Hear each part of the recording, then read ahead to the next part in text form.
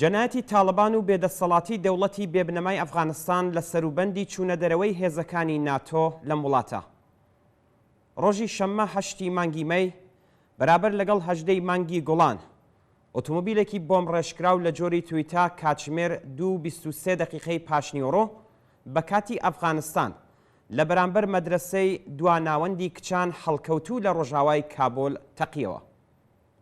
خوێندکارە کچەکان کە خەریک بوون لە مەدرسەکە دەڕۆیشتنە دەرێ لە شوێنی تەقینەوەکە کۆبوونەوە. لەو کاتەدا 2 مینی مێغناتیسی جێسازکراو بە دەنگێکی خۆفناک تەقینەوە. بە وتەی بەرپرسانی دەوڵەت لەم تەقینەوەیدا 85 کەسی مەدەنی کە زۆربەیان کچانی خوێندکار بوون گیانیان لەدەستداوە و 155 کەسی دیکەش بریندار بوون. ئەو شایەت حاڵانەی کە لە ناشتنی تەرمی قوربانیاندا بەشدار بوون بە میدیا سربەخۆکانی ئەفغانستانیان وتووە کە هەتا ئێستا 95 تەرمیان ناشتووە و 195 کەس بریندارن و ژمارەیەکیش بێسەر و شوێنن. پۆلیس و هێزە ئەمنیەکان پاش تەقینەوەکە سەر و کەلایان پەیدا دەبێت. بەڵام دانیشتوانی حازر لە شوێنی تەقینەوەکە وێڕای دەربڕینی نەفرەت و ناڕەزایەتی ڕاویان دەنێن. بە پێی راپۆرتەکان ئەم بەشە لە کابۆل زۆربەی هەژارنشینە. دانیشتوانی ئەم گەڕەکانە لە ڕژیمی ئیسلامی دەسەڵاتدار بەسەر ئەفغانستان و هێزەکانی بێزارن. ڕۆڵی هێزە ئەمنیەکان بێجگە لە تاڵانی خەڵک و پەروەندە سازی بۆ ئەوان هیچ شتێکی تر نییە. ئەو مەدرسەیە کە کرایە ئامانج نزیک بە 4000 خوێندکاری هەیە و لە ناوچەی دەشتی بەرچی لە ڕۆژاوای کابۆل هەڵکەوتووە کە یەکێک لە هەژارترین و بێبەشترین ناوچەکانی کابۆلە. ڕۆژنامەنووسان لەم بارەوە نووسیویانە کە چەند ڕۆژ پێش تەقینەوەکە خوێندکاران و بنەماڵەکانیان لە دەشتی بەرچی دەستیاندا بووە خۆپێشاندان و لە ئاسکەمبوونی معلم و نەبوونی کەرەستەی نووسین ناڕەزایەتیان دەربڕی بوو. ئەگەرچی تاڵبان بەرپرسیارەتی ئەم جنایەتەی نەگرتووەتە ئەستۆ، بەڵام زۆر بەڵگە هەن کە نیشانی دەدەن تاڵبان هۆکار و ئەنجامدەری ئەم تەقینەوانەیە. لە سەروبەندی چوونە دەرەوەی هێزەکانی ئەمریکا لە ئەفغانستان تاڵبان هێرشەکانی خۆی بۆ سەر هاوڵاتیان تونتر کردوێتەوە. کوشتنی کچانی خوێندکار لە درێژەی زنجیرەیە کردەوەی جنایەتکارانەدا لە شاری کابۆل بەو ئامانجە ئەنجام دەدرێت تا نیشانی دەن کە دەوڵەتی دەستکردی ئەمریکا تەنانەت لە پایتەختی ئەم وڵاتەش ناتوانێ ئەمنیەتی هاوڵاتیان دابین بکات. هەروەها هەڵبژاردننی ئەم ئامانجە تایبەتە لە ڕوانگەی تاڵبانەوە بە فێرکردنی کچانیشەوە پەیوەندی هەیە. تاڵبان دژی مەدرسەی کچان و فێرکردنی ژنانە. تا بە ئەمڕۆ سەدان جار مەدرسەکانی کچان لەسەر تاسەری ئەفغانستان کراونەتە ئامانجی هێرشی تاڵبان کە نمونەی ئاخر یەکێک لە کارە سادبارترینەکەیان بوو.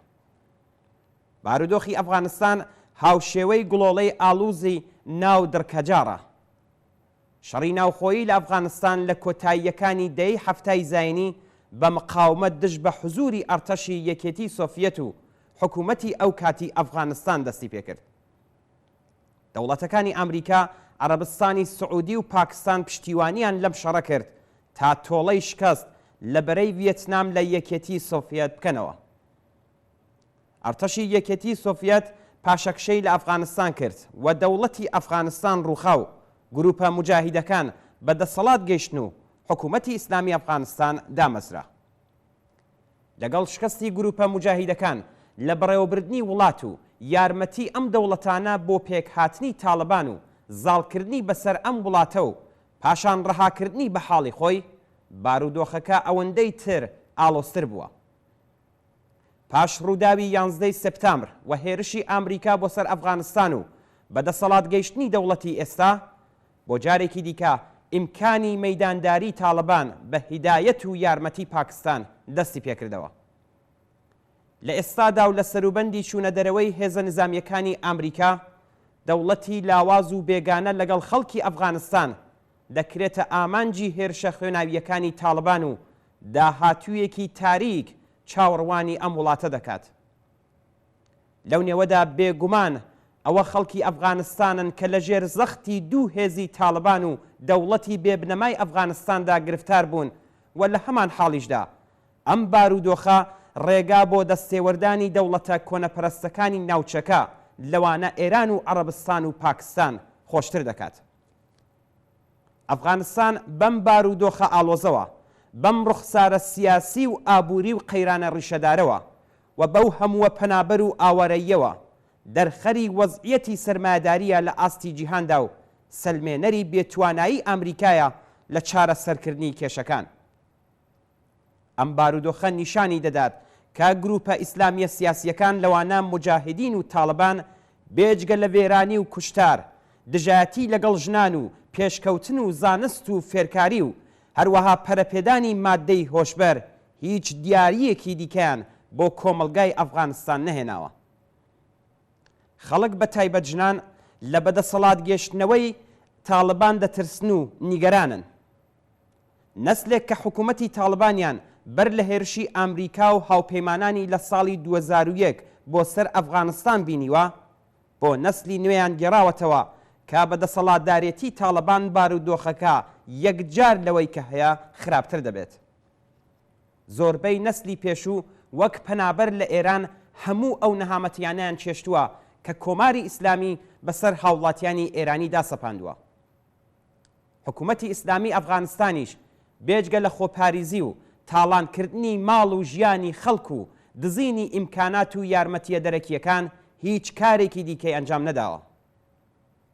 لەوەها بارودۆخێکدا ژنان و پیاوانی پێشڕە و سێکۆلار لە ئەفغانستان کە هێزێکی ڕاستەقینەی کۆمەڵایەتین سەرەڕای مقاومەت و خۆدەرخستن لە بوارە جۆرا و جۆرەکان هێشتا نەیانتوانیوە وەک هێزێکی ڕێکخراو ببنە بەدیلێک بۆ کۆتایی هێنان بەم بارودۆخە فەلاکەتبارەی ئێستا.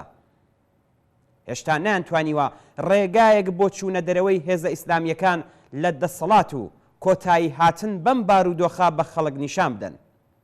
بەڵام بێگومان ئەوە ڕێگایەکە کە پێویستە بپێورێ و کۆمونیست و سوسیالیستەکانی ئەفغانستان ڕێگای شیاوی خۆیان لە جەرگەی ئەم بارودۆخەدا بدۆزنەوە.